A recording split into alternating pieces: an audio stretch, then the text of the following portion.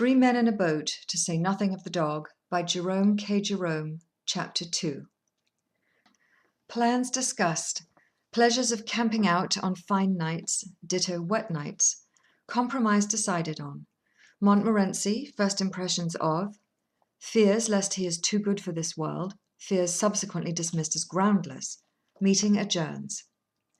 We pulled out the maps and discussed plans. We arranged to start on the following Saturday from Kingston. Harris and I would go down in the morning and take the boat up to Chertsey, and George, who would not be able to get away from the city till the afternoon. George goes to sleep at a bank from 10 to 4 each day except Saturdays, when they wake him up and put him outside at 2, would meet us there. Should we camp out or sleep at inns? George and I were for camping out. We said it would be so wild and free, so patriarchal-like. Slowly the golden memory of the dead sun fades from the hearts of the cold, sad clouds. Silent like sorrowing children, the birds have ceased their song, and only the moorhen's plaintive cry and the harsh croak of the corncrake stirs the awed hush around the couch of waters, where the dying day breathes out her last. From the dim woods on either bank, night's ghostly army, the grey shadows, creep out with noiseless tread to chase away the lingering rearguard of the light, and pass with noiseless, unseen feet above the waving river grass and through the sighing rushes. And night upon her sombre throne folds her black wings above the darkening world, and from her phantom palace, lit by the pale stars, reigns in stillness. Then we run our little boat into some quiet nook, and the tent is pitched, and the frugal supper cooked and eaten. Then the big pipes are filled and lighted, and the pleasant chat goes round in musical undertone, while in the pauses of our talk the river, playing round the boat, prattles strange old tales and secrets, sings low the old child's song that it has sung so many thousand years, will sing so many thousand years to come before its voice grows harsh and old, a song that we, who have learnt to love its changing face, who have so often nestled on its yielding bosom, think somehow we understand, though we could not tell you in mere words the story that we listen to. And we sit there by its margin, while the moon, who loves it too, stoops down to kiss it with a sister's kiss, and throws her silver arms around it clingingly, and we watch it as it flows, ever singing, ever whispering, out to meet its king, the sea, till our voices die away in silence, and the pipes go out, till we, commonplace, everyday young men enough, feel strangely full of thoughts, half sad, half sweet, and do not care or want to speak, till we laugh, and rising knock the ashes from our burnt-out pipes, and say good night, and lulled by the lapping water and the rustling trees, we fall asleep beneath the great still stars, and dream that the world is young again, young and sweet as she used to be ere the centuries of fret and care had furrowed her fair face, ere her children's sins and follies had made old her loving heart, sweet as she was in those bygone days when, a new-made mother, she nursed us, her children, upon her own deep breast, ere the wiles of painted civilization had lured us away from her fond arms, and the poisoned sneers of artificiality had made us ashamed of the simple life we led with her, and the simple stately home where mankind was born so many thousand years ago. Harris said, "How about when it rained?" You can never rouse Harris. There is no poetry about Harris, no wild yearning for the unattainable. Harris never weeps, he knows not why. If Harris' eyes fill with tears, you can bet it's because Harris has been eating raw onions, or has put too much Worcester over his chop. If you were to stand at night by the seashore with Harris and say, "Hark, do you not hear? Is it but the mermaids singing deep below the waving waters, or sad spirits chanting dirges for white corpses held by seaweed?" Harris would take you by the arm and say, "I know what it is, old man. You've got a chill. Now you come along with me. I know a place round the corner here where you can get a drop of the finest Scotch whisky you ever tasted. Put you right in less than no time." Harris always does know a place round the corner where you can get something brilliant in the drinking line. I believe that if you met Harris up in Paradise, supposing such a thing likely, he would immediately greet you with, "So glad you've come, old fellow. I've found a nice place round the corner here where you can get some really first-class nectar." In the present instance, however, as regarded the camping out, his practical view of the matter came as a very timely hint. Camping out in rainy weather is not pleasant.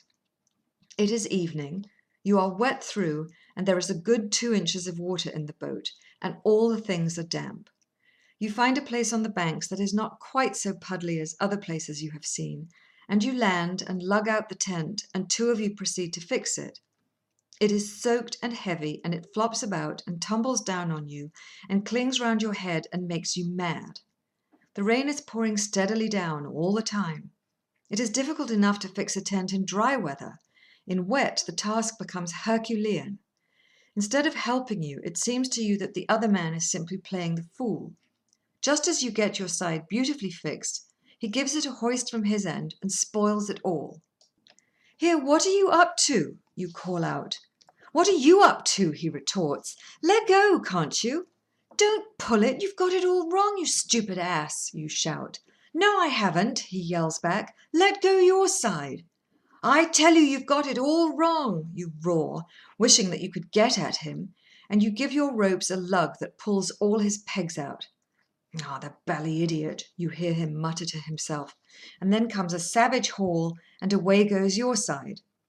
You lay down the mallet and start to go round and tell him what you think about the whole business, and at the same time he starts round in the same direction to come and explain his views to you, and you follow each other round and round, swearing at one another, until the tent tumbles down in a heap and leaves you looking at each other across its ruins, when you both indignantly exclaim in the same breath, "There you are! What did I tell you?"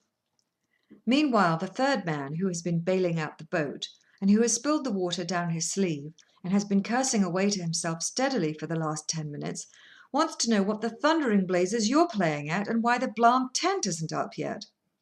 At last, somehow or other, it does get up, and you land the things. It is hopeless attempting to make a wood fire, so you light the methylated spirit stove and crowd round that. Rain water is the chief article of diet at supper.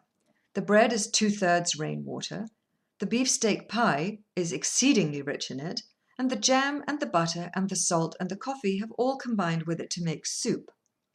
After supper you find your tobacco is damp, and you cannot smoke. Luckily you have a bottle of the stuff that cheers and inebriates, if taken in proper quantity, and this restores to you sufficient interest in life to induce you to go to bed. There you dream that an elephant has suddenly sat down on your chest, and that the volcano has exploded and thrown you down to the bottom of the sea, the elephant still sleeping peacefully on your bosom. You wake up and grasp the idea that something terrible really has happened.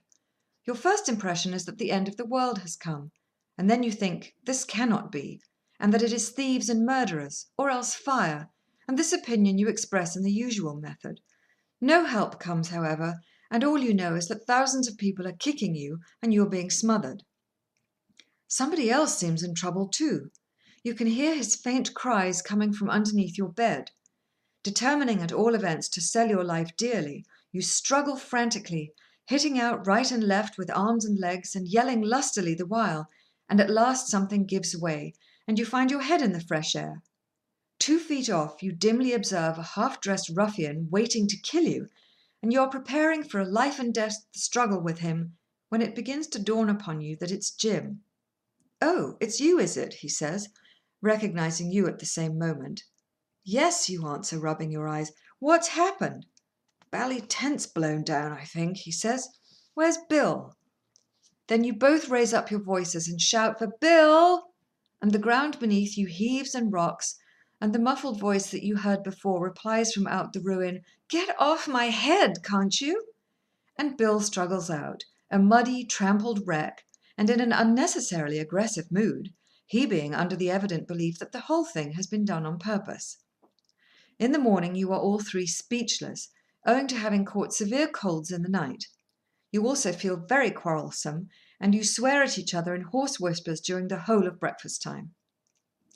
We therefore decided that we would sleep out on fine nights, and hotel it, and inn it, and pub it, like respectable folks, when it was wet, or when we felt inclined for a change. Montmorency hailed this compromise with much approval. He does not revel in romantic solitude. Give him something noisy, and if a trifle low, so much the jollier.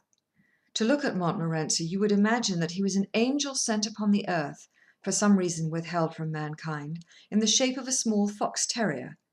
There is a sort of "oh, what a wicked world this is, and how I wish I could do something to make it better and nobler" expression about Montmorency, that has been known to bring the tears into the eyes of pious old ladies and gentlemen. When he first came to live at my expense, I never thought I should be able to get him to stop long. I used to sit down and look at him as he sat on the rug and looked up at me, and think, oh, that dog will never live. He will be snatched up to the bright skies in a chariot. That is what will happen to him. But when I had paid for about a dozen chickens that he had killed, and had dragged him growling and kicking by the scruff of his neck out of 114 street fights, and had had a dead cat brought round for my inspection by an irate female who called me a murderer, and had been summoned by the man next door but one for having a ferocious dog at large that had kept him pinned up in his own tool shed, afraid to venture his nose outside the door for over 2 hours on a cold night, and had learned that the gardener, unknown to myself, had won 30 shillings by backing him to kill rats against time, then I began to think that maybe they'd let him remain on earth for a bit longer after all. To hang about a stable and collect a gang of the most disreputable dogs to be found in the town, and lead them out to march round the slums to fight other disreputable dogs, is Montmorency's idea of life, and so, as I before observed, he gave to the suggestion of inns and pubs and hotels his most emphatic approbation. Having thus settled the sleeping arrangements to the satisfaction of all 4 of us, the only thing left to discuss was what we should take with us. And this we had begun to argue, when Harris said he'd have enough oratory for one night, and proposed that we should go out and have a smile, saying that he had found a place round by the square where you could really get a drop of Irish worth drinking. George said he felt thirsty. I never knew George when he didn't, and as I had a presentiment that a little whisky, warm with a slice of lemon, would do my complaint good, the debate was by common assent adjourned to the following night, and the assembly put on its hats and went out. End of chapter 2.